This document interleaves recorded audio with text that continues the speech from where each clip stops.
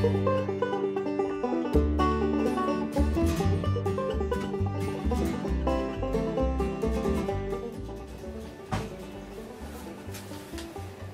right, now, what's the deal, my young man?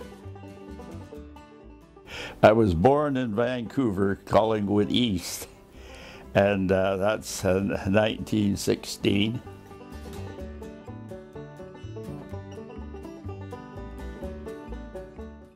I moved with the family to a place called Steelhead, and we lived there. I started school in Steelhead.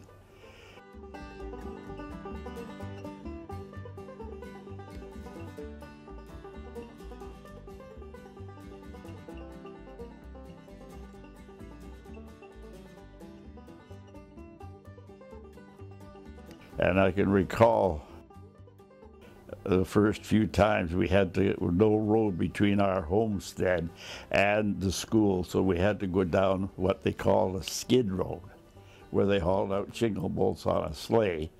And it was about 1.5 kilometers we had to walk every day to get down to school. That's a long, long time ago. I don't remember too much, but I do remember the starting school there. After that, we moved down to Burnaby, where I got the rest of my education. Now, I didn't get a hell of a lot of education because I left school at about grade 7, and then went with my brother horse logging poles in Steelhead. And from that, we started logging with machinery.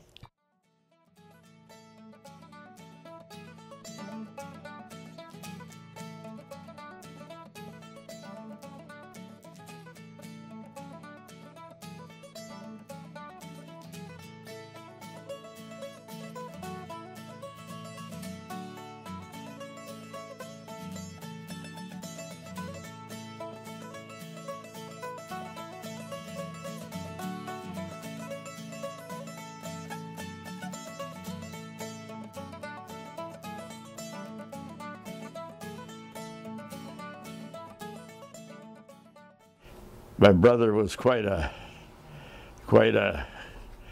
good negotiator, whatnot, and he negotiated a deal up on Texada Island, where we logged for quite a while, and unfortunately he got killed up there. That was the end of my logging business. I started then working for the other guy for quite a number of years. I worked up at Rock Bay for about 3 or 4 years, setting chokers and whatnot. But that wasn't much of a life, so I moved out of there and went to Hope, where we had some better life, nightlife, eh? From there, I wound up in the Squamish, and that was about 1938. And I've been here more or less back and forth ever since. I was away for quite a while during the war, working in the shipyards. We built the 10,000-ton freighters, getting goods and material over to England. When that ceased, I came to Squamish and went to work for Empire Mills at Alta Lake.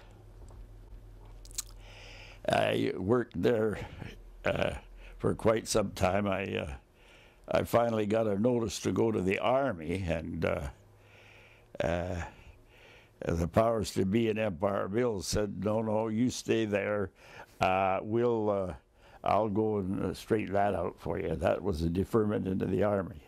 Anyway, I stayed there, and he went my place. Well, he was successful, and I still continued to get my demerits, stayed there and logged.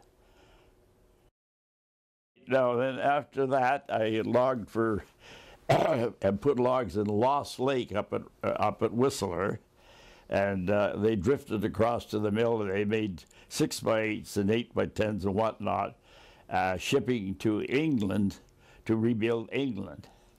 The fall of that year, I moved down to Squamish, and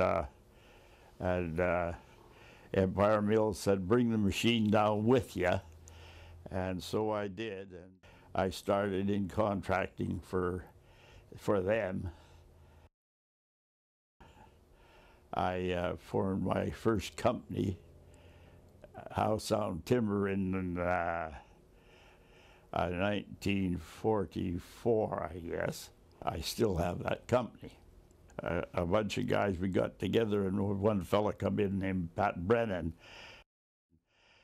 which did a little bit of drinking, and he I don't know whether I should say this or not, but his dad used to tell me that one thing I did with all my family, I made sure they had a good education, and then I kicked them out and said, "Whatever you do, son, make sure you're the best at it." Well, this Pat Brennan, that turned out to be my partner, he was the best alcoholic in town, or anywhere for that matter. Anyway, he come along one time and he said he wants to go into business with me. And I said, "Well, I think you're the last guy I want to go in business with that kind of a, with your liquor business." So, "Oh no, I'm going to quit that," which they all say, but not many do. So anyway, after that, I decided, well, what the hell? He's got a lot on the ball, and if he quits drinking, he could be a good partner. So we did form a company. Pat was quite successful in running the business, and he took one end of it, and I took the other end. He took all the logging and et cetera. I took the machinery end of it on, and finance. We got along real well. One of the most important things we brought up, and this was from the knowledge we had with other organizations within this area, was tell your wife nothing. Nothing. Because there were some organizations that the wives got mixed up, and my husband works more than your husband, and this and that, and that other thing, and pretty soon those companies dissolve. So we didn't want that to happen. Of course, they were both blown up about that. They didn't like it a damn bit, but it worked excellently. When we went to a party, they had nothing to fight about, the two women. They knew nothing. We kept it that way, and we stayed in business until poor Pat died.